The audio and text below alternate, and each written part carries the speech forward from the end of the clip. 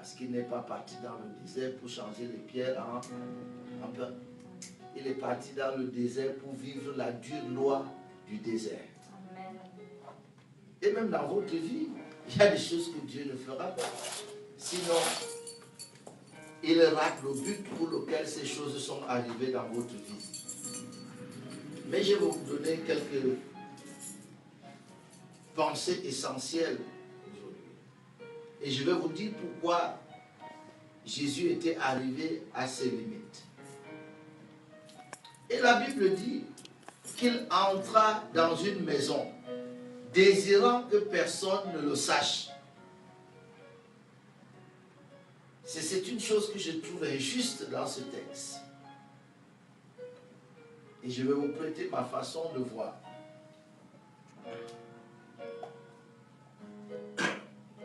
Imaginez ce Jésus, partout où il est allé. Partout, la Bible dit que partout où Jésus allait, il faisait des choses extraordinaires. Il faisait des miracles. Il guérissait les malades.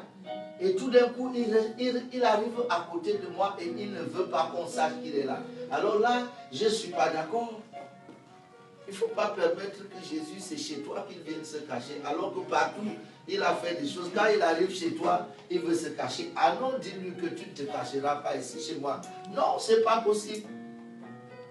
Si tu voulais te cacher, il ne fallait pas venir ici. Dans la vie de certains, on a l'impression que Jésus est venu se cacher. Une jeune dame, je vais vous raconter cette histoire, elle est importante. Une jeune fille en Allemagne, il y a quelques années, 18 ans, étudiante en médecine. Elle est venue me voir là où je logeais. Je ne me suis jamais senti autant humilié dans ma vie. Cette jeune fille. Elle m'a dit, pasteur, je suis venu vous voir parce que en Allemagne, nous formons les médecins. En Afrique, vous priez pour les malades. Il y a plus de morts en Afrique qu'en Allemagne. Donc votre histoire de prier pour les malades ne marche pas. Autant. Cette fille avait 18 ans. Je lui avais dit, et si on était en Afrique, tu ne me parlerais pas comme ça parce que je serais tout simplement ton père.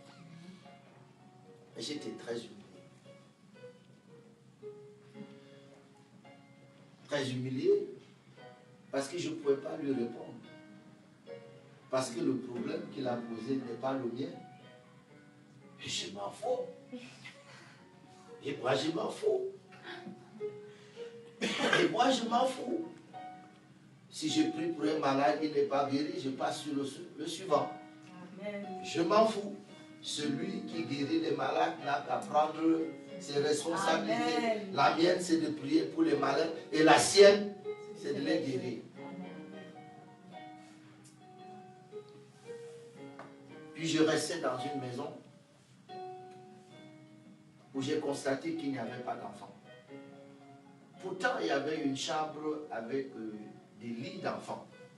Et je suis resté là une semaine. Une famille très agréable qui m'avait reçu pendant une semaine. Et quand je m'apprêtais à partir, le dernier jour, j'étais... Alors, en causant avec eux, je me suis rendu compte qu'effectivement, ils n'avaient pas d'enfants et que la chambre d'enfants, c'était des enfants qu'ils avaient adoptés. Et le gouvernement allemand leur a repris les enfants parce qu'ils donnaient à leurs enfants l'éducation chrétienne et ça, c'était un problème. Ils m'ont expliqué qu'on a repris les enfants alors que les enfants pleuraient, que nous voulons rester ici. Nous aimons cette éducation-là, mais l'État leur a repris les enfants. Et puis j'ai dit, maintenant le problème c'est lequel? L'homme m'a dit, ah, le problème d'enfant ne me dérange pas, mais ça dérange ma femme. Et je me suis tourné vers la femme. La femme m'a dit, ça me dérangeait avant. Maintenant, ça ne me dérange plus parce que j'ai compris que Dieu veut me donner un travail qui ne nécessite pas que j'ai un enfant. Alors j'ai dit à cette femme, écoute-moi, lorsque cet enfant viendra, lorsque ce travail viendra, tu m'enverras l'enfant en Afrique. Je vais m'en occuper. Quand le travail que Dieu va te donner et qui t'empêche d'avoir l'enfant, quand ce travail va venir, envoie-moi l'enfant au Cameroun. Mais pour l'instant, mets-toi à genoux. Je n'essaye pas d'exagérer. Les choses se sont passées telles que je voulais. Je dis, mets-toi à genoux. Ils sont mis à genoux, j'ai pris l'huile qui était dans leur cuisine. J'ai versé sur leur tête, j'ai pris l'eau et j'ai dit, préparez l'arrivée de l'enfant. On était au mois de septembre. Septembre 2000. Et donc c'est les Allemands. Tu ne peux pas dire à un Allemand de préparer le trousseau d'un enfant qui n'est même pas... Donc ils n'ont pas fait. Ils n'ont pas fait. Au mois de décembre, cette femme a eu un entretien avec sa petite soeur qui était dans la même église et qui avait des enfants.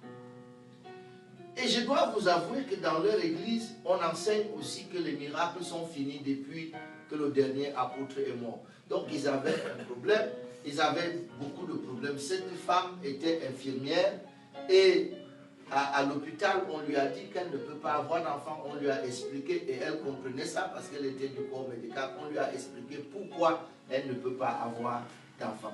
Et à l'église, on lui a dit que les miracles sont finis avec les apôtres. Mais la seule chose qui n'avait pas été prise en compte, c'est que pendant une semaine, un homme de Dieu a logé chez eux. Et ça compte. Dis à ton voisin, ça compte. Et ça compte. Et lorsqu'elle a raconté l'histoire à sa petite soeur en décembre, sa petite soeur étant de la même église et certainement ayant beaucoup plus de soucis pour sa grande soeur, lui a dit, il faut faire ce que le pasteur a dit de faire. Amen.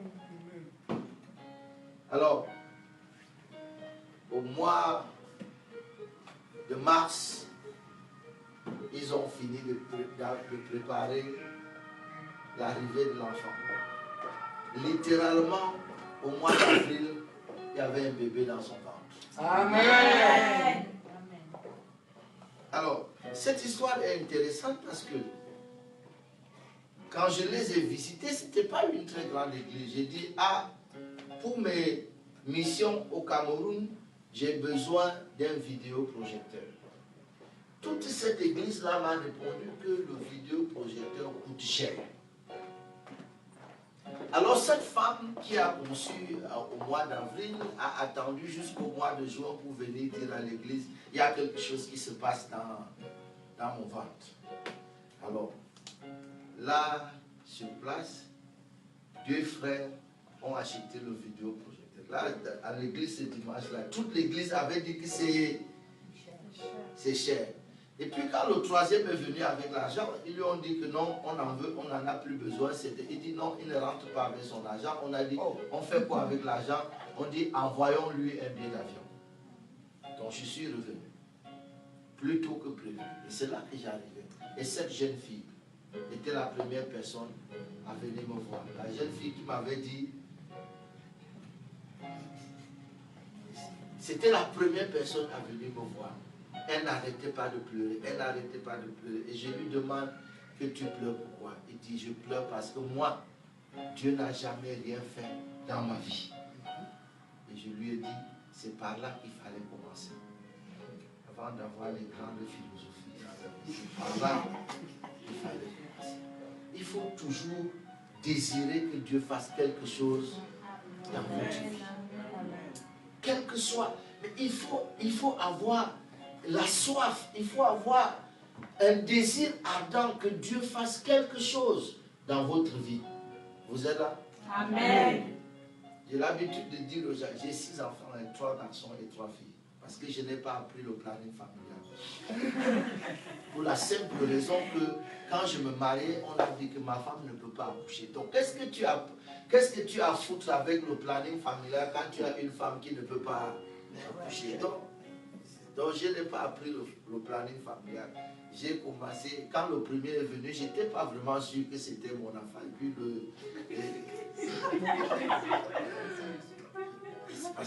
Et puis le deuxième est venu. Et je crois que j'ai commencé à réfléchir sur le planning familial quand le quatrième est venu. C'est-à-dire que quand une voiture roule à vive allure, quand tu freines, elle ne s'arrête pas là.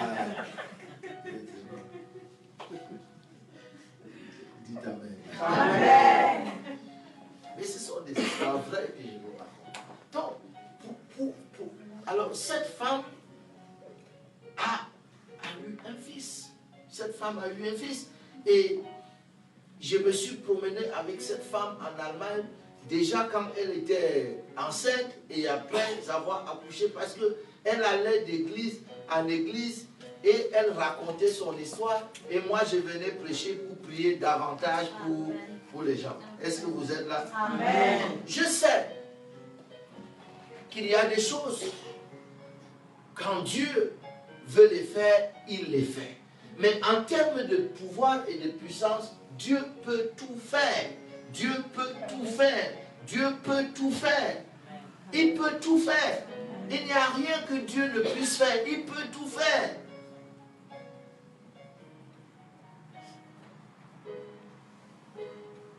J'ai vu à des réunions des gens qui commençaient la réunion, ils étaient aveugles.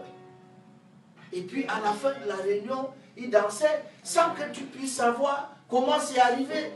J'ai vu dans une église, on a clôturé la réunion, il y a un papa qui est venu aveugle. Il nous a embarrassés parce qu'il a refusé de rentrer chez lui. Il a dit qu'il n'est pas né aveugle, il ne rentre pas chez lui. Il ne s'est rien passé. On a prié pour tout, il ne s'est rien passé. Il a dit qu'il ne rentre pas et on devait fermer l'église. Il a dit qu'il ne rentre pas. On a parlementé avec lui et finalement il a décidé de rentrer, mais en disant qu'il laisse son bâton à l'église. Que de toutes les façons, Dieu ne l'a pas créé avec un bâton, il laisse le bâton là à l'église. Ce n'est pas moi qui lui avais enseigné ça, c'est quelque chose qu'il avait au-dedans de lui. Amen. Il dit qu'il ne rentre pas avec le bâton.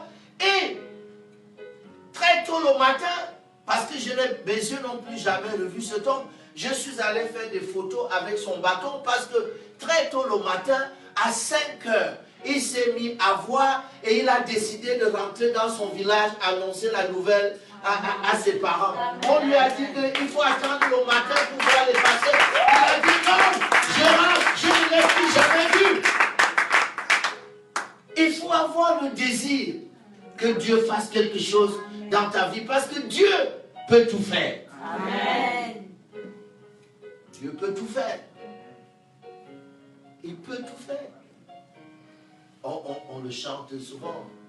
Dieu est capable de faire tout ce qu'il dit, il fera. Alléluia. Amen. La Bible dit que Jésus est venu pour se cacher. Mais il ne put se cacher. Et ça, j'aime cette petite phrase-là. Il ne put se cacher. Il avait l'intention de se cacher, mais il n'a pas réussi à se cacher. J'aime ce côté échec-là de Dieu. Amen. Amen.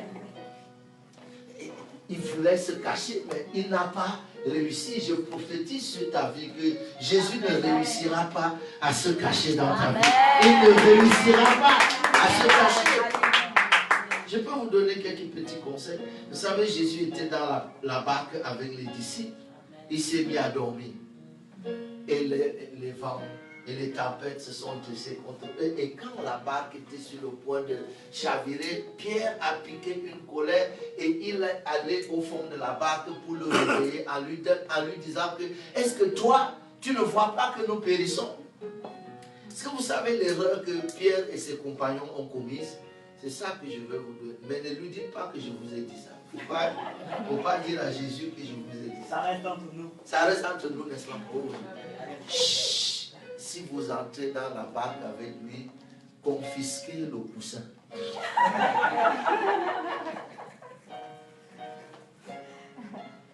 Rassurez-vous d'abord que vous avez confisqué le coussin. Parce que quand ils sont entrés, le seul coussin qui était là, il a pris, il en a fait son oreiller et il s'est mis à dormir. Donc, la Bible dit que celui qui garde Israël ne sommeille ni ne dort. Vous ne pouvez pas le laisser dormir dans votre barque pour que c'est vous qui commenciez à lutter contre les vents et les tempêtes. Mais c'est l'inverse. C'est vous qui devez être en train de dormir et lui il bagarre avec les vents et les tempêtes. Donnez-lui un peu de travail, c'est Jésus-là. Ne lui donnez pas assez de repos, c'est à vous le